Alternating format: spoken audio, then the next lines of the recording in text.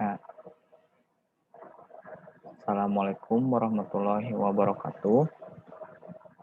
Perkenalkan, nama saya Torik Zaidan Handika, angkatan 18, kelas D, dengan matkul kecerdasan buatan. Ya, langsung saja ya. Saya di sini akan mempresentasikan tentang sejarah artificial intelligence atau kecerdasan buatan. Nah,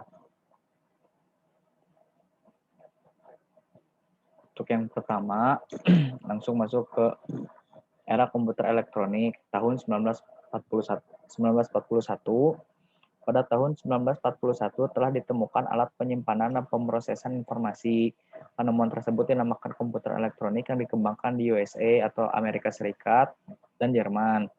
Komputer pertama ini memerlukan ruangan yang luas dan ruang AC yang terpisah. Saat itu komputer melibatkan konfigurasi ribuan kabel untuk menjalankan suatu program. Hal ini sangat merepotkan para programmer.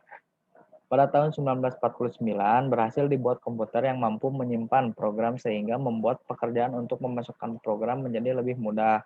Penemuan ini menjadi dasar pengembangan program yang mengarah ke arah kecerdasan buatan. Nah,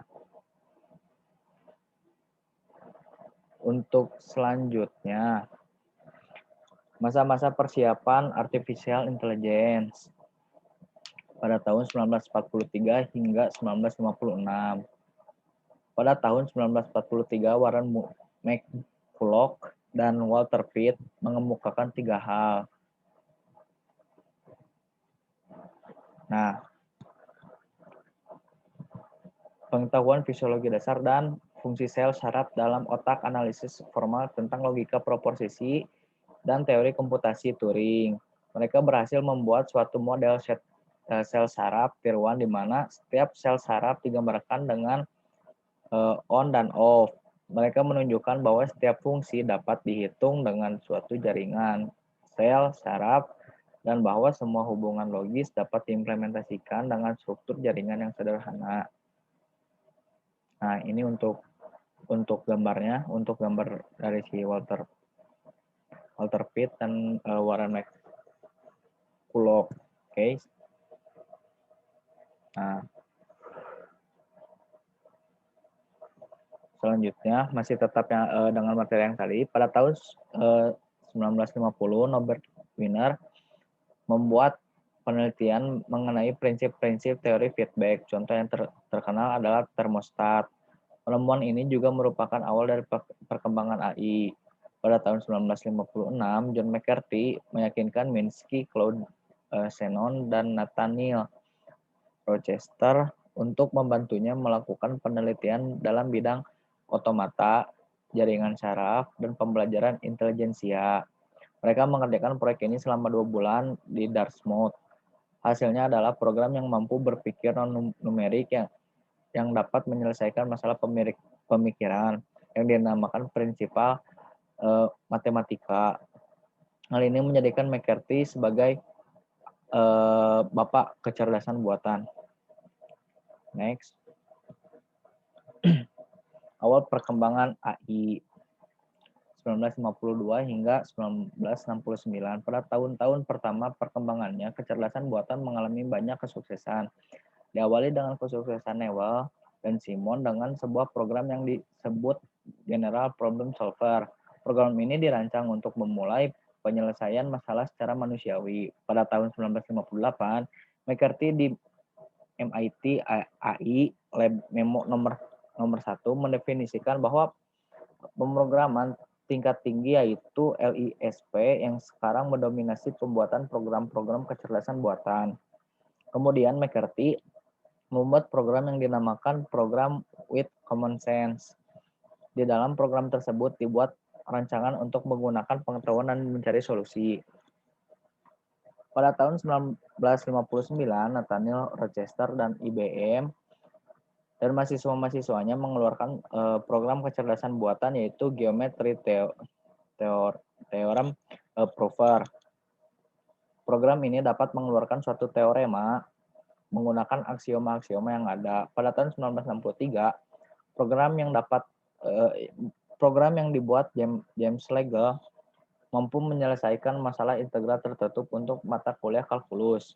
Pada tahun 1986, program analogi buatan Tom Evans menyelesaikan masalah analogi geometris yang ada pada tes IQ. Nah, selanjutnya perkembangan kecerdasan buatan mulai melambat.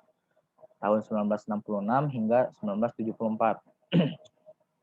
Perkembangan kecerdasan buatan melambat disebabkan adanya 3 kesulitan utama, yaitu yang pertama, program-program kecerdasan buatan yang bermunculan hanya mengandung sedikit atau bahkan tidak mengandung sama sekali pengetahuan atau knowledge pada subjeknya. Program-program kecerdasan buatan berhasil hanya karena memanipulasi sederhana.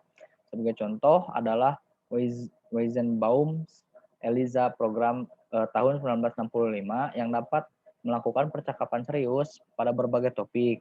Sebenarnya hanyalah peminjaman manipulasi kalimat-kalimat yang diketikkan manusia. Yang kedua, banyak masalah yang harus diselesaikan oleh kecerdasan buatan. Yang ketiga, ada beberapa batasan pada struktur dasar yang digunakan untuk menghasilkan perilaku intelijensia.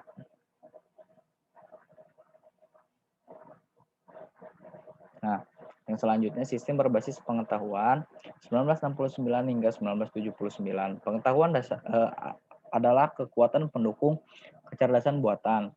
Hal ini dibuktikan dengan program yang dibuat oleh Ed Feigenbaum, Bruce Buchanan, dan Joshua Lederberg yang membuat program untuk memecahkan masalah struktur molekul dan informasi yang didapatkan dari spektrometer massa.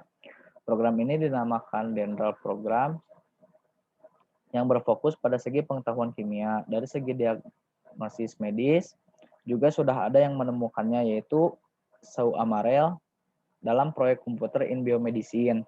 Proyek ini diawali keinginan untuk mendapatkan diagnosa penyakit berdasarkan pengetahuan yang ada pada mekanisme penyebab proses penyakit. Next. Kecerdasan buatan menjadi sebuah industri. Tahun 1980 hingga 1988, industrialisasi kecerdasan buatan diawali dengan ditemukannya sistem pakar yang dinamakan Erwan, yang mampu mengkonfigurasi sistem-sistem komputer baru. Program tersebut mulai dioperasikan di Digital Equipment Corporation atau DIC McDermott pada tahun 1982. Pada tahun 1986, R1 berhasil menghemat US dollar 40 juta per tahun. Pada tahun 1988, kelompok kecerdasan buatan di DIC menjalankan 40 sistem pakar. Hampir semua perusahaan besar di USA mempunyai divisi AI, sehingga perusahaan yang sejak tahun 1982 hanya menghasilkan beberapa juta US dollar per tahunnya meningkat menjadi 2 miliar US dollar per tahun pada tahun 1988. Kembalinya jaringan syaraf Tier 1 1986 hingga sekarang. Meskipun bidang ilmu komputer menolak jaringan syaraf Tier 1 setelah diterbitkannya buku Perceptron, karangan Minsky dan Papert, para ilmuwan masih mempelajari bidang ilmu tersebut dari sudut pandang yang lain, yaitu fisika. Para ahli fisika seperti Hopfield 1982 menggunakan teknik-teknik mekanika statistika untuk menganalisa sifat-sifat penyimpanan dan optimasi pada jaringan syaraf.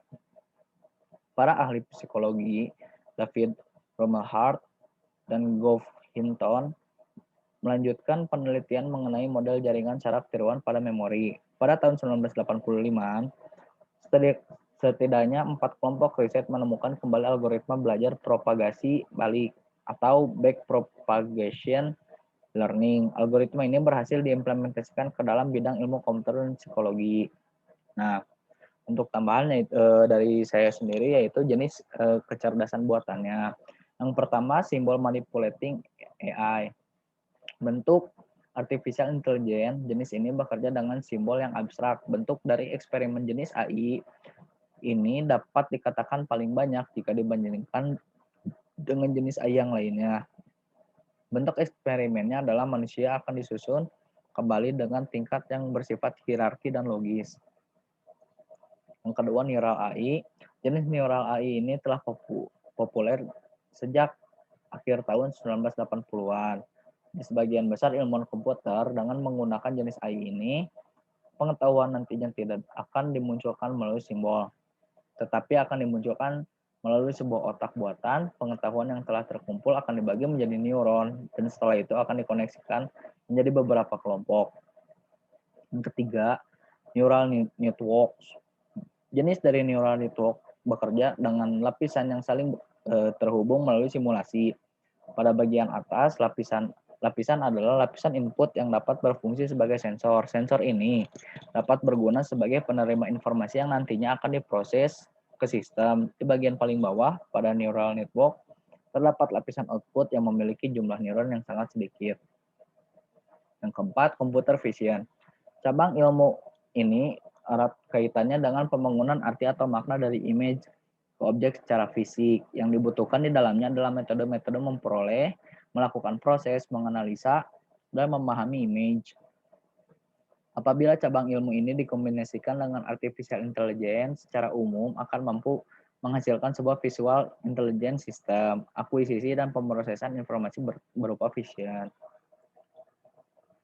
Nah, yang terakhir, game playing. Game biasanya memiliki karakter yang dikontrol oleh user dan karakter lawan yang dikontrol oleh game itu sendiri, di mana kita harus merancang aturan-aturan yang nantinya akan dikerjakan oleh karakter lawan. Game akan menjadi menarik apabila karakter lawan atau non-player atau komputer ya bereaksi dengan baik terhadap apa yang dilakukan oleh player atau user. Hal ini akan memancing penasaran user dan membuat game lebih menarik untuk dimainkan. Tujuan intinya adalah membuat non-player memiliki strategi yang cerdas untuk mengalahkan player. Pada bidang ini, AI dibutuhkan yaitu untuk merancang dan menghasilkan game yang fun serta antarmuka antara main machine yang cerdas dan menarik untuk dimainkan. Dan ini untuk referensinya yang saya ambil. Yang pertama yang utama oleh saya ambil adalah dari buku rujukannya Peridon Ilyas. Ini sisanya saya mencari di internet. Nah, terima kasih atas perhatiannya. Wabillahi taufiq wal hidayah. Assalamualaikum warahmatullahi wabarakatuh.